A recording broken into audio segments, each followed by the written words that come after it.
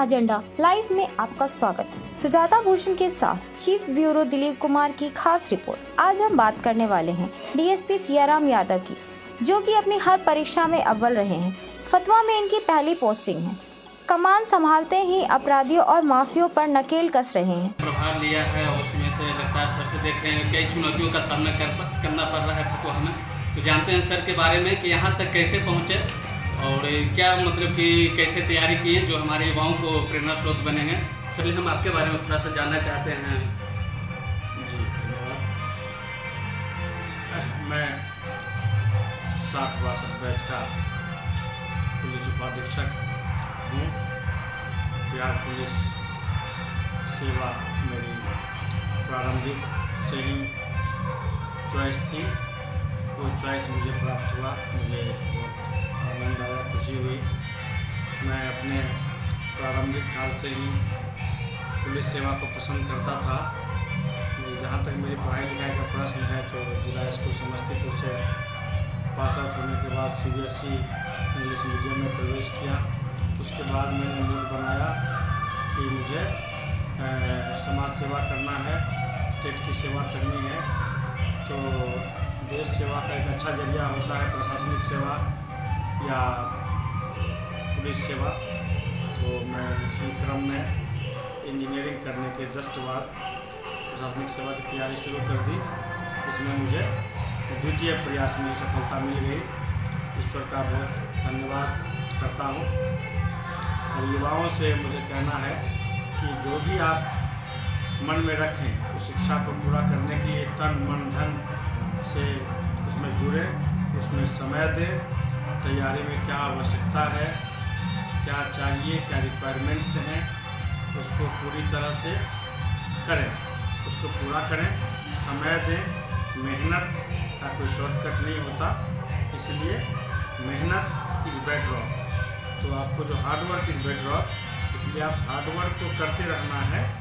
जो पाठ्य सामग्री वगैरह होती हैं उसको सेलेक्ट करना रहता है, क्या पढ़ना क्या नहीं पढ़ना, ये सब का चुनाव बहुत महत्वपूर्ण होता है विद्यार्थी जीवन में। तो किसी भी क्षेत्र में सफलता के लिए पाठ्य सामग्री, मेहनत, लगन, लगातार मेहनत, कंटिन्यूअसली मेहनत करना रहता है, ब्रेक नहीं करना रहता है। तो इसी के साथ ही आपको सफलता निश्चित तौर पर मिल जाती है। तो सर मेरे पिताजी एक सामान्य परिवार से बिलोंग करते थे। तो हम लोगों का कृषि मुख्य जो है शौक पेशा था। अब हम लोग सब लोग सेवा में, सरकारी सेवा में सेवारत हैं। कितने फतवा में अपराध नियंत्रण के लिए क्या कदम उठा रहे हैं आप? नियंत्रण के लिए सबसे ज़रूरी है अनुसंधान नियंत्रण। तो जो केस का, जो कांड का जो अनुसंधान हो रहा है हमारे यहाँ, उसकी गुणवत्ता हो, ऑथेंटिक हो।